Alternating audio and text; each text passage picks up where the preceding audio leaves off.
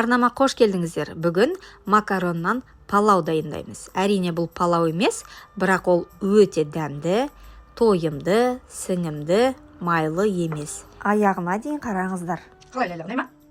Жаным. Сұйық май құйып, қазанды қыздырамыз.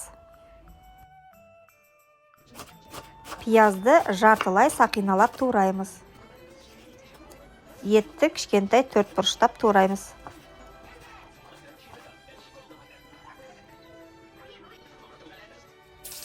Қызған маймызға пиязымызды салып, 5 минуттай сарғайғанша қуырамыз.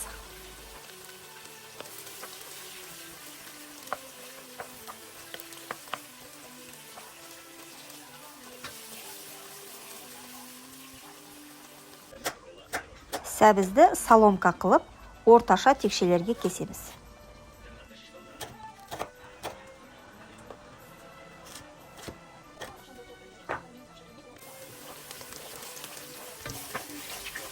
Пиязымыз қуырылды. Енді етімізді қосайық та 15 минуттай қуырайық.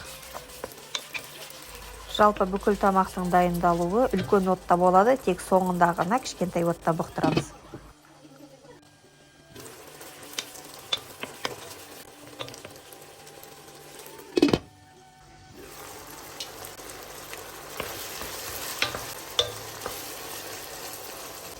Етімізді тұздайық.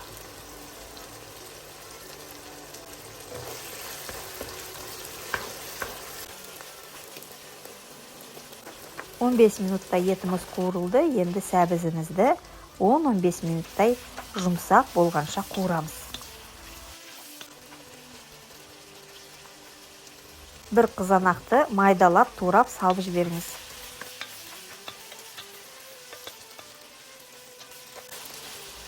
Дәмдеуіштермен дәмдейік. 1 шай қасық куркумамен 1 шай қасық кориандрды салып жіберіңіз.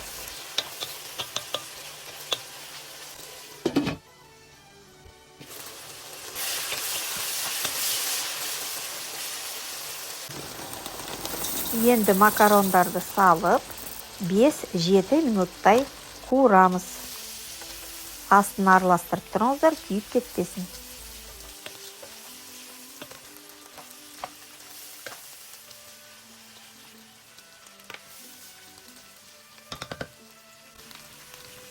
Кішкене тұз саламыз. $400 грамм макаронға енді 900 мл-дей суық су құйыңыз.